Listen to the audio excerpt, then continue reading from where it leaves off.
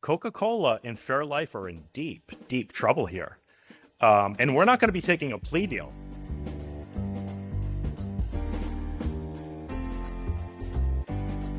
Welcome to the Hen Report. Jasmin's having tech problems for the moment, so I'm starting Yay! off. I'm Mariann Sullivan. I'm Jasmin Singer, I swear. And we have a special guest today, which we'll get to in a minute. I'm really, really excited for this update interview. But before that, I have a couple of announcements. As you know, maybe you don't know, Rising Anxieties is one of our podcasts, and it comes out on Tuesdays. The Hen Report, this podcast comes out on Thursdays. And our long-form interview comes out most Fridays. Only on the last Friday of the month, the Animal Law podcast comes out, and we had an amazing Animal Law podcast interview this week about what they like to call alligator Alcatraz, but I hate, and what it's doing to the animals aside from what they're doing to people. And our bonus for Flock members comes out on Monday, and we're also on YouTube now. Just try to catch you up, in case you have missed this, because we talk about this all the time. So maybe you haven't. Please subscribe on everything, like wherever you listen. It really helps us out. It gets us out to more people. And we're also, if you're interested in in-person contact, we're going to have a booth at TAPA, Taking Action for Animals, in New Orleans this weekend, August 1st to 3rd, 2025. Vicki will be banning that. Vicki is actually from Louisiana, so it's old home week for her. And so stop by and say hi to her, and we love to hear from you. But as I mentioned, this week, Kudo, Richard Couto, also known as Kudo, of the Animal Recovery Mission. And I don't know whether if you saw his interview, which if you haven't, you have to go back because it's really unbelievable, the work he's doing. We recorded that interview just at the moment this huge news was breaking about their recent investigation in New Mexico, and he wasn't really able to talk about it in detail. And he offered a little more detail on the Flock bonus content, but still, we weren't able to get it all. And we really wanted to cover that. It's really, really important. So welcome back to our hen house, Kudo. Thank you so much. It's great to be back. So as I said, this was this place called Woodcrest Dairy. They always have these cute little names that make you think of like a little farm somewhere. Yeah. And of course, Fairlife milk and your campaign against it. And, there might be some people who didn't see the whole thing. Can you just briefly tell us, like, what Fairlife is, what Woodcrest is, how Woodcrest fits into Fairlife and your campaign, and then we'll get to what happened, which is kind of monumental. Yeah, well, Fairlife milk really began, I think, back in maybe 2012, and it was developed by the McCloskey family, who also own Fair Oaks Farms, which is a high-scale animal agriculture attraction, almost theme park, that's located right outside of Chicago in Indiana, a place called Fair Oaks, Indiana, where we went undercover. Basically, what they do there is highlight the animal agriculture industry, specifically the dairy industry, on the incredibleness of the milking process and dairy production, how they treat the baby calves and cows, and everything is a lie, right? It's all false. So we went undercover there in 2000. But can I just add to Sure. that I've always felt like Fair Oaks, not that I've ever been there, but it's both a total lie, because the animals are treated much more harshly than that. Yeah. But it's also kind of an attempt to enculturate people to think of animals as cogs in the machine in a way, because they really do have big production, right? They do, yeah. So Fair Oaks Farms is actually split in half, and they have the dairy adventure and then the pig adventure. So that's the two agriculture industries that they're highlighting, the dairy industry and the pork industry. We chose to focus on the dairy industry of Fair Oaks Farms. Haven't really brought to light the issue with the hog and the pig area of that company. But we started in 2000 and I want to say 2019 timeframe, and went undercover in 4 of their operations. Didn't just go undercover in one of their dairy farms, because they could, of course, just say, well, this is just happening in just one facility, right? So we span out and go undercover in multiple to show that it's really a company philosophy and a company issue and a industry issue, meaning that bringing in the dairy industry, of how cruel they are to their animals in harvesting milk for our breakfast, lunch, and dinner tables, right? What we found were so incriminating for Coca-Cola because Coca-Cola came in and they purchased at the time half of Fairlife. So it was the McCloskey family and Select Milk Producers, which is a co-op. They owned half, and Coca-Cola owned half. Coca-Cola slowly getting into the dairy industry, right? They saw profit and dollar signs. Weren't specifically thinking about the animals and the cruel industry that they were venturing into, and thought that they were very well protected because they had Fair Oaks Farms, which was educating the public on their farms, right? So when we went undercover, we showed the harsh realities of the industry, of Coca-Cola and of Select Milk Producers and the McCloskey family and their dairy farms. A lot came from that class action lawsuits, and they basically went in, I'm talking about Coca-Cola and the Fairlife Corporation and the McCloskeys, and revamped the entire company, making it quote unquote better for the animals, impossible for there to be any further cruelty in their supplying dairy farms, because they had to ensure the consumer, right, to start buying their milk again, and the retailers to again start stocking, and here's a bottle right here, Fairlife, back on their shelves. Because remember, in 2019, hundreds and if not thousands of retailers took Fairlife off their shelves after our investigations. They were horrified, and people were demanding, consumers were demanding that Fairlife take their products off their shelves. And this is actually one of the older bottles, and they had their promise on here, signed by Michael McCloskey, on how incredible they were to their animals. And since we are so incredible to our animals, by the way, you're going to purchase this milk for an extra $1, $1.50 per gallon or per half gallon, because it's costing us so much capital to ensure that our cows are loved, right? Well, we showed the complete opposite, which led to the class action lawsuit. So now they had to put cameras in anywhere that all of their supplying dairy farms, that there were animal and human interactions. They had to hire vet teams and animal welfare boards and, over the top training, supposedly, for all of their lower scale and top scale workers, unannounced audits, investing, by the way, I'm now quoting Coca-Cola, close to $30 to $40 million to date since 2019, our first investigation. That's why people and retailers started putting Fairlife back on their shelves, because they were ensured that there was no more cruelty. Well, we hit them with another investigation in 2023. Then recently, we went under 2 supplying dairy farms, Rainbow Valley Dairy and Butterfield Dairy Farm, owned by the DeJong family. The DeJong family used to be board of directors for Fairlife, right? And one of the largest dairy producing families in the United States, if not the world. And we showed horrific abuse towards the baby calves and the mothers. And this is after Fairlife, Coca-Cola, who since then purchased all the shares from the McCloskey family. They paid more. Well, Coca-Cola owns a lot of areas, right? Vitamin water and Tropicana orange juice and Dasani water. They've really spanned themselves out. And they've purchased those companies that were already existing. Well, Fairlife, this was their number one product. They paid more for Fairlife milk and the label than they did any other product in Coca-Cola's history. So they're banking on an enormous return from Fairlife, and they're starting to get it. It's not anymore a billion-dollar industry for them. It's a multi-billion-dollar company.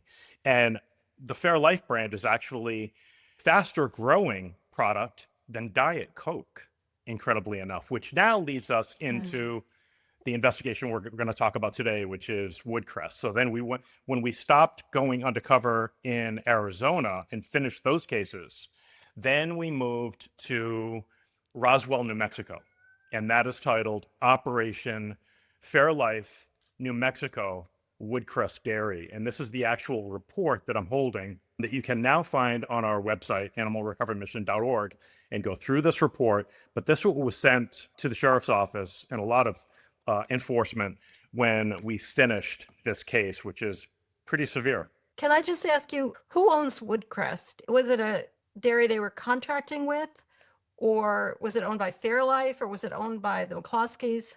Woodcrest Dairy is owned by a private family. The actual owner, the developer, the creator of Woodcrest was the co-founder of Select Milk with Michael McCloskey. And Select Milk, remember, owned Fairlife All right, Milk. so it's all Connected. it's all It's wound it's one in big together. family, Yeah. right? All right. But now the children owned Woodcrest, and they owned it when we went undercover the past few months. I guess that means it's a family farm You got it. because the children own it. Yeah. They call everything a family farm, don't they? Sure. All right. So you went in, you found horrific abuse, which you can touch on, but don't tell us more than we need to know. Sure. And what happened when you handed this investigation in? It was to local authorities. Did you have any hope they were actually going to do anything? We're always hopeful, and this is actually the first time that we stopped a case, developed the report and our video evidence, put it on a drive, and we sent it to the sheriff's office in Chavez County, which is where Roswell, New Mexico is. And we sent it to him a month prior to going public. Now, that's very uncommon for us with factory farms. We usually send the report and the evidence a few days, if maybe even the same day that we go public with the case. This time was, we wanted to see what would happen if the sheriff's office actually had this case. No one was tipped off, that they couldn't use the excuse of, well, you went public with this too soon. Now everyone's scattered. There's no possibility for us to make arrests on the offenders. They don't have that excuse in this case. So they had this. This was sitting on the elected sheriff's desk, and we didn't have any phone calls, no emails. They had no contact with the Animal Recovery Mission at all on this case. So we started calling and emailing them. Their excuse was nothing has happened with this case because, well, these are just animals, right? The problem is that the sheriff's office is in charge of upholding state law. And there were many felony laws that were broken in this case, making it the duty of that elected sheriff and his staff to start making arrests and taking this case seriously. They didn't do that. We then submitted this case to the Livestock Board, the New Mexico Livestock Board, who also have enforcement on these cases. They have now taken the lead on this case, and we are working very closely with them on this case. The problem is at this point, and we're talking about 2 months down the road now, since the sheriff's had this in his hand, who the sheriff obviously tipped the dairy off to this case even before we went public. Everyone's scattered, right? So where in the world and how are these arrests actually going to be made? These are migrant workers that are scared to death, not only of the sheriff's office in this area because of what they did illegally to these animals, that's clearly on tape, right, and on video, but they're also scared of ICE now. So now that they feel as though they're under a microscope, they're scared to death of being sent back to their originating countries, because a lot of these workers at Woodcrest, if not just about all, were illegal immigrants, right? So they were scared to be deported. So of course, they're not going to work with enforcement and give any type of statement on this case. Well, we let the sheriff's office do his thing long enough, and they failed. So now, are we going to actually see arrests from the New Mexico Livestock Board? Well, how? How is that even possible? Absolutely not. So now we're working this case with them, and basically, we're treading water, right? We're not expecting any type of case to come out of this. They're investigating because they have to, but are there arrests? Is anyone going to see any type of downfall for themselves because of what they did to the animals here? No. But there are good things that have come out of this case. We had a very large second class action lawsuit that was filed from Operation Fairlife, Arizona. That case was filed in March 2025. That entire class action lawsuit was actually revamped to include Operation Fairlife, New Mexico Woodcrest Dairy. So now Fairlife and Coca-Cola are seeing a much, much stronger case that is currently in court from this. So what other type of hammer came down here? Well, Fairlife Milk, of course, said we weren't taking milk from Woodcrest Dairy. How do we know that they were while we were undercover? We followed the trucks, many trucks. The Fairlife plant, which is in Dexter, New Mexico, is 8 miles from this dairy farm. This is a select milk producers co-op, okay? In that area, Yeah. the select milk producers dairy farms that they're associated with, that milk goes to their plant, which is the Fairlife plant. Conversations with the owners, conversations with the managers, conversations with the milk drivers that have been hauling this milk for over 15 years from Woodcrest to the Fairlife plant. We have so much incredible evidence, but Fairlife and Coca-Cola, they are in the denial phase now. So lie, deny. And if there are retributions that come from that in the future, like such as lawsuits or whatever it is, we can possibly pay those out. But now they know how damning the greater public would come down on them if the large sections of media covered this. And they haven't, specifically because they're denying that they had anything to do with this investigation. What they said was months prior to us going in, they were taking the dairy, but overnight, they just stopped, right? That was their statement to the press. And some of the press Yeah, of actually course. actually Yeah. believed it.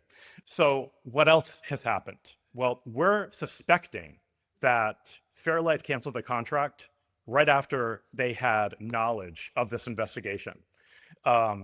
There's only really 2 places to bring your dairy in Roswell, which is a very large plant owned outside of the Fairlife brand by another company and Fairlife. In that area, there's really nothing else. So it's probably certain that Fairlife canceled the contract. The other production company wouldn't take their dairy. And when that happens, a dairy has to close rapid. Those cows have to be milked 3 times a day. They have to be. If there's nowhere to transport that milk to and actually sell it for profit, it's also extremely expensive to run a dairy farm. So if you have nowhere to bring that milk and you're actually dumping it in the back, that company's going to go bankrupt in days, or if not a week or 2, right? So they have to shut down in a rapid form, which is exactly what they did.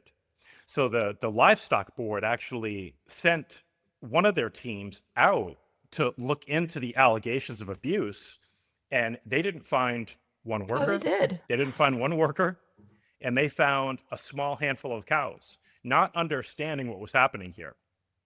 Woodcrest Dairy shut down.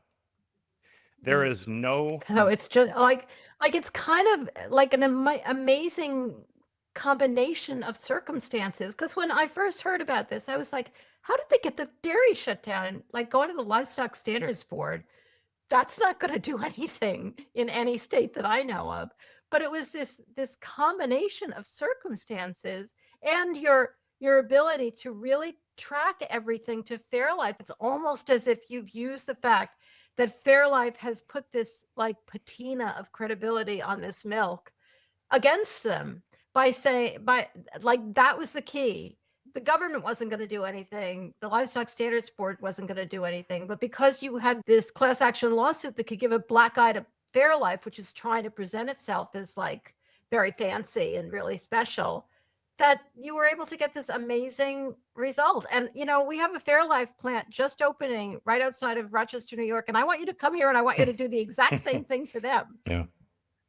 Yeah, it's a big facility that's opening in New York. Yeah. It's like you found a new way in. Because Coca-Cola decided it was going to put this fancy face on dairy, you have found a way in to use that to reveal the truth. Yeah, and I'm surprised Fairlife did what they did after our initial investigation in Yeah. 2019, basically marketing themselves again as an animal welfare company, basically, Yeah.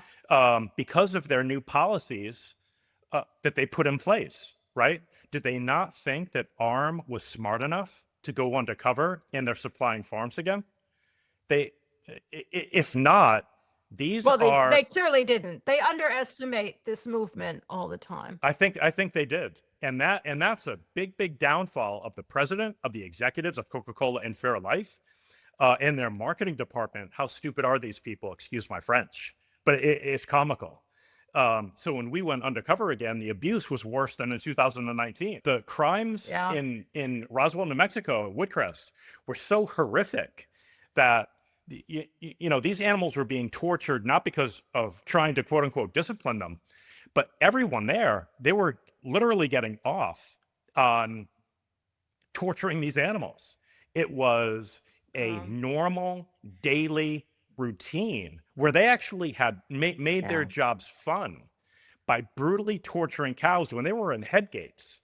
A head gate is where, a cow walks in, they put their head through two bars and it closes and they can't move, right? So they're stuck there.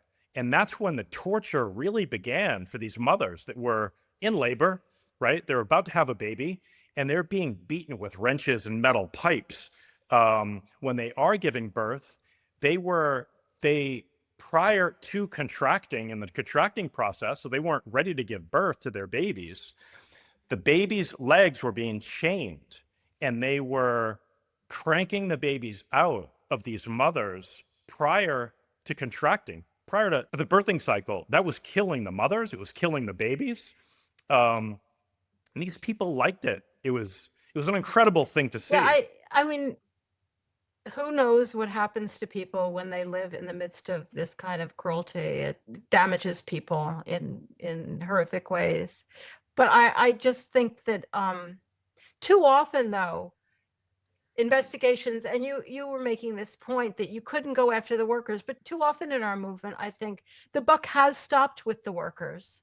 Like the owner of the company would do something like, "Oh my God, we had no idea this was going on," and the workers either would get deported or get charged, and it would stop there. I mean, what's really amazing about this particular investigation is that it went so far beyond the workers. It even went beyond this particular dairy, and it went to the big national company that is proving over and over again that it is not possible to produce the product they are trying to sell, which is cruelty-free dairy. It's not possible.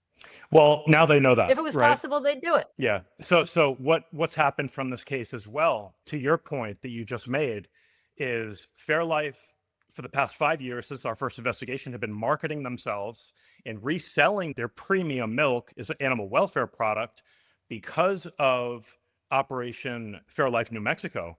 They have taken every marketing point off of their website, off of their bottles, off of the internet, Wow.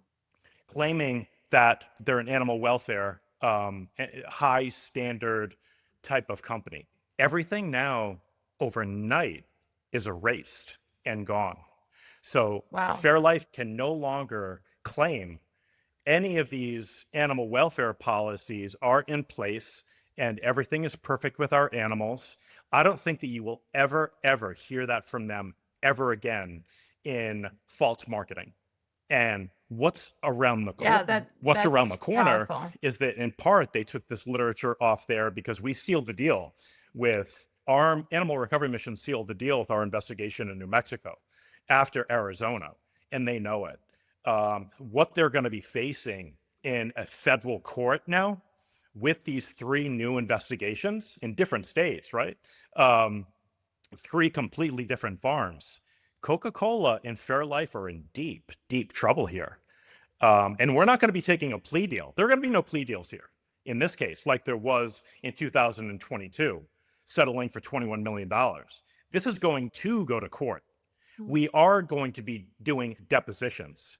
There is going to be trial by jury, and they're going to have to face it. Great. And face the public. The Coca-Cola brand, the 6th largest brand in the world, in court here. They now know, and well, many people now know, many people more are going to know, that they are now, Coca-Cola is a habitual offender. This is now the 9th investigation, 9 out of 9, where we have uncovered top-tier felony animal cruelty in their supplying dairy farms. That's an impossibility. Yeah. 100%? No one's ever 100%. That should Yeah. show Well, everyone they are. the other outlying dairy farms where they're harvesting their dairy from. What do those look like? Yeah. Well, this is really powerful investigation, a really powerful result. And I'm glad you referred back to the legal case, because that's a key part of all of the factors that came together here to have this result. And of course, the result is only the beginning in many ways, but already there has been a powerful result. So I'm incredibly grateful for you to have come on again and tell us about this, because this was really it's such an important part of the story of your interview that we weren't able to get to. So thanks so much, Kudo. I want to ask one more thing before we close, which is if you could wave your magic wand, what would the ideal next step be? The next step would be retailers to start wiping the shelves clean of Fairlife, of people, again, like in 2019, dumping out Fairlife and dairy in general, because this isn't just an outlying company. This is an industry issue, right? It's just not a Fairlife issue. People need to understand what is actually going on in a dairy farm and where their milk and cheese and yogurt and all these other pro dairy products, how they're being produced and the misery that goes into that. This is 2025, and there are better ways to do things. There are plant-based products that replace everything that's made from dairy. It's healthier for the human body, better for the environment, and there's no animal cruelty. It's a win-win-win situation. I hate preaching to people, and it's not really something that I regularly do, but dairy is a different thing. There's so much cruelty, and people out there they need to be aware of it. Yeah, I couldn't agree more. Thank you so much for all that you're doing. We're really grateful that you took the time again to talk to our listeners and our viewers, and for all that you're doing. I mean, it really is what Mariann said. You found a new way in, and it's so refreshing because we Mariann and I have been, as you have, doing this for a long time, but we've been sort of on this end of the microphone for a long time, and we see a lot of the same thing over and over again. And to see something like this is like, it's, I wish it wasn't shockingly amazing, but it is. So thank you so much. And for joining us on the Hen Report today. Mariann, did you want to add anything? You have smoke coming out of your ears. Because I just wanted to remind people to listen to the latest animal law podcast, which I referenced in the beginning, but I really wanted to emphasize it because it was with Elise Bennett, who is an attorney at the Center for Biological Diversity. And, everybody's heard about alligator Alcatraz and the really devastating things that are going on in the Everglades there. But nobody that I can figure out is talking about the unbelievable number of environmental laws that have been violated by that facility. It's the Everglades. I mean, the Everglades, literally billions of dollars have been spent to preserve the Everglades. And what they're doing there right now, just this one fact, incredibly endangered animals, they need the dark. One of the things they need desperately is the dark. The light from this facility can be seen for 15 miles. And that's just that's just the edge of the harm that is being done to animals. And there are laws. And so the Center for Biological Diversity is pursuing those laws. And, let's just hope something comes of that. And I also wanted to mention that we have an interview coming out on this Friday following today's Hen Report. And it's the latest in our series of Animal Policy Alliance interviews. And this time we're going to be talking about some local legislative efforts to not to get legislation, but to fight back against bad legislation. And we'll have guests from Missouri. So you can imagine they got some bad legislation affecting farm animals in Missouri, and also Connecticut. So lots of stuff going on at the state level. And I just wanted to remind everybody to tune into those interviews as well. I do want to remind our listeners to like this episode on YouTube. Even if you're not watching on YouTube, it'll help us since we're newly on YouTube. And to become a flock member if you're so inclined and if you have the ability to, which you can do at ourhenhouse.org/support.